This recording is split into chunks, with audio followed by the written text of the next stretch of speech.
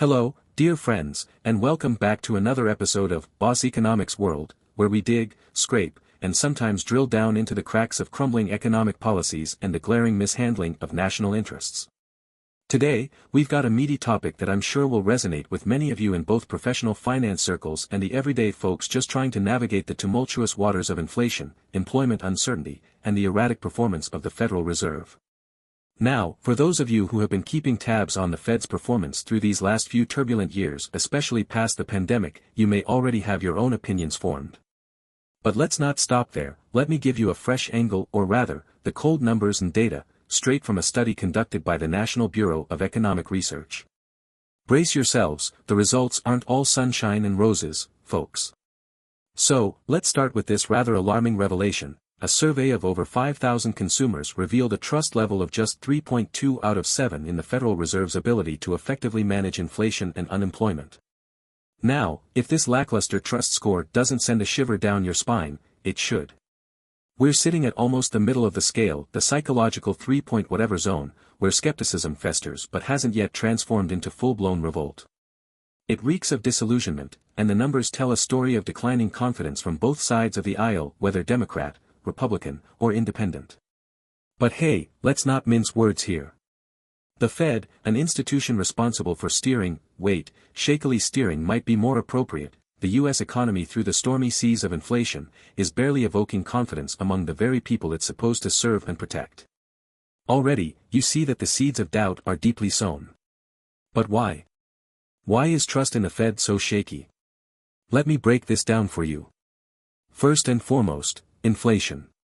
Inflation is like that unexpected guest who shows up uninvited, overstays their welcome, and consumes all your food.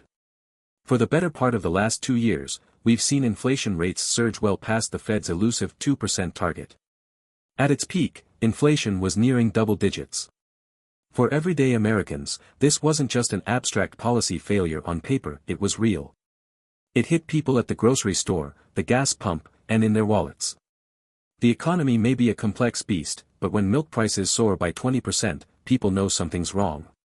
So, for the average consumer, who has experienced firsthand the rising cost of living, it's no surprise that faith in the ability of policymakers to manage inflation has been seriously dented.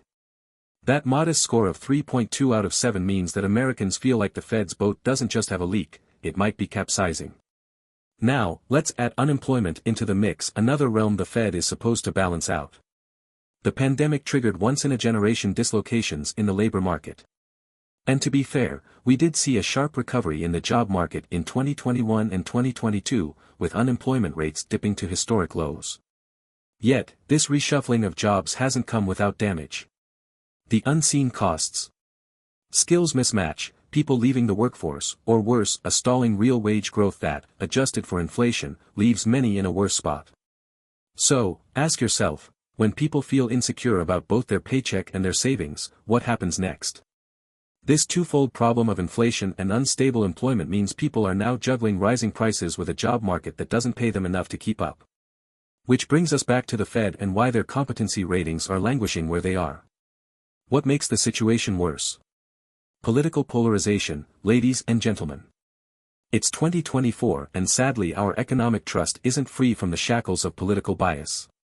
According to the survey, Democrats have a slightly higher trust in the Fed's intentions, rating the institution at 3.4 for economic management and 3.8 for concern over the well-being of all Americans. Republicans, however, lagged noticeably behind, giving the institution scores of 3.0 for economic management and 3.1 for concern over public welfare. Ah yes, politics. Always finding a way to seep into the cracks, especially when it comes to national economic management. And why wouldn't it? The Fed has been accused, subtly or overtly, of politicized decisions for years now. Just as many Democrats believe the Fed favors Republicans as Republicans think the Fed favors Democrats. It's like an untrustworthy referee at a football match. No matter the call, each team believes the other side has an unfair advantage. Imagine the dilemma for American consumers trying to maintain faith in an organization seen as either too left-leaning or too right-leaning depending on what cable news show you tune into. Trust is being poisoned by political narratives, no matter how neutral the Fed claims to be. Let's take it up one more notch. In a hypothetical 2024 scenario where Donald Trump is re-elected, and as of now, he's still a dominant force in Republican politics, a whopping 84% of respondents indicated they'd see the Fed as aligned with the Republican Party. Are you shocked? You shouldn't be. Remember, during Trump's administration, he had a publicly tense relationship with then-Fed Chair Jerome Powell. And that wasn't just showmanship. In the minds of many Americans, the idea of a compromised Federal Reserve, where policy changes might be driven more by political agendas than economic realities, isn't that far-fetched anymore. So, how does that sit with the average consumer, especially when trust in their unbiased policymaking is already teetering on the edge? I'll tell you how. It breeds more negativity, more suspicion, and frankly it only makes each of their moves, or non-moves, look more suspect. Between the mishandling of inflation, unemployment fluctuations, and perceptions of politicization, the Federal Reserve is rapidly becoming a lightning rod of criticism. But remember, folks, this isn't just about the average citizen. Professionals in finance, economists, market players, they are all watching closely. If trust in the Fed continues to erode, it will have real-world consequences. Let's not forget, perception matters. It moves markets. It affects monetary policy efficacy. A central bank that loses credibility no longer controls the narrative on inflation and growth. The public and markets take charge, which makes the already complex task of economic navigation even more difficult. When consumers no longer trust that interest rate hikes will curb inflation, what's the inevitable outcome? They begin to expect prolonged inflation. These expectations become self-fulfilling and trickle into how businesses set prices. Economic Theory 101, folks, it's all about inflationary expectations. If the Federal Reserve falters in restoring its stature, a neutral, competent economic steward, the very stability of financial systems worldwide could deteriorate. International investors still see the Fed as the North Star of monetary policy.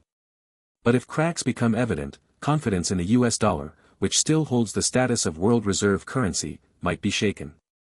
And let me tell you, we've already begun to witness shifts in global investment flows, whether it's the rise in gold demand or cryptocurrencies standing in as a hedge against uncertainty in traditional banking systems.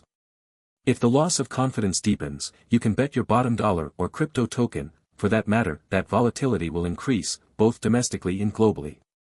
That's why the erosion of trust isn't just a theoretical issue, it's measurable and impactful. Friends, this brings us to a crucial question: what now? The Federal Reserve sits at a crossroads. On one path, it can restore trust by managing inflation without stifling growth, maintaining neutrality in the eye of political storms, and communicating frankly with the public to demystify its intentions and actions. Transparency, in the end, is the linchpin of a functioning central bank. On the other side, the institution could continue its downward spiral. And if that happens, it won't just be a failure of one bank or one chairperson. It will mean a fundamental breakdown in how our economic systems function, how we manage crises, and ultimately it will further exacerbate the inequality widening across every line of American society.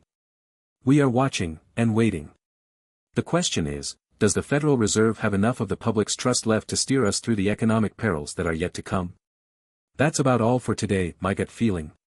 Well, you already know how I feel about it. If things continue down their current path, this lack of confidence will be the least of our worries. But we can still hope for that one breakthrough moment. What about you? How much trust do you have left in the Fed? What's your level of confidence that they can successfully manage both inflation and employment? Let me know in the comments below. Remember to subscribe to Boss Economics World for more deep dives into what's really going on in the economy. We're just scratching the surface, it's only going to get more turbulent from here. Take care, stay informed, and be prepared.